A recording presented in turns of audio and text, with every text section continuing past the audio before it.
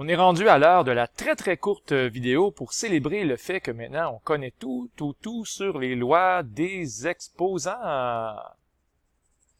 Donc, une des lois les plus populaires, j'espère vraiment, là, lorsqu'on a la même base, si c'est un quotient, par exemple a à la m divisé par a à la n, on a la même base, on va écrire la base juste une fois, mais on va soustraire les exposants. Et toujours avec la même base, si on est en train de multiplier, mais ce qu'on va faire, toujours avec la même base, on va garder la même base, mais on va additionner les exposants. Au contraire, si on a des bases différentes, mais des exposants qui sont les mêmes. Donc ici, on a le même exposant et on est en train de diviser. Alors l'exposant, on peut l'écrire juste une fois. Tout en divisant, bien sûr, on va avoir a sur b à la m. Et ça fonctionne aussi quand on multiplie, si on a le même exposant, m, on va l'écrire juste une fois, et on va multiplier les bases. Alors, ça, on peut pas le manquer, c'est nos premières lois qu'on a vues. La puissance d'une puissance, un peu toute seule dans son coin, a à la quelque chose, on multiplie ensemble les quelque chose, donc on multiplie ensemble les exposants, comme dans m fois n.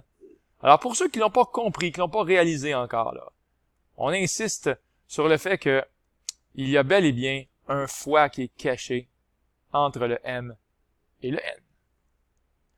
Une de mes préférées, c'est lorsqu'on a un exposant négatif, a à la moins n devient 1 sur a à la n. Et pourquoi c'est écrit ça ici, 1 sur a à la n? Parce que c'est tout simplement pareil. Pourquoi? Parce que si vous avez 1 sur a à la n, c'est comme si on écrivait 1 à la n sur a à la n. Ben oui, parce que 1 à la n, ça change rien, c'est la même chose que 1. Puis étant donné que l'exposant n, il est là deux fois, n'est-ce pas? Il est là une fois là et une fois là, ben on pourrait l'écrire tout simplement une seule fois. Et ça va donc être 1 sur a à la n.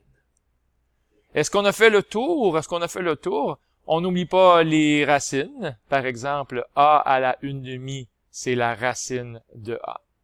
Puis ici, lorsque, au lieu d'avoir 1/2, on a une fraction avec un numérateur qui n'est pas nécessairement 1, mais plutôt m, et un dénominateur qui, au lieu d'être 2, c'est n, donc pas uniquement 1/2, mais m sur n, ben on se rappelle de quoi, dans le fond? On se rappelle que ce qui est au dénominateur va dans l'indice de la racine, et ce qui est au numérateur devient un exposant bien ordinaire. On devrait bien s'en sortir si on connaît toutes ces lois-là. Bye tout le monde!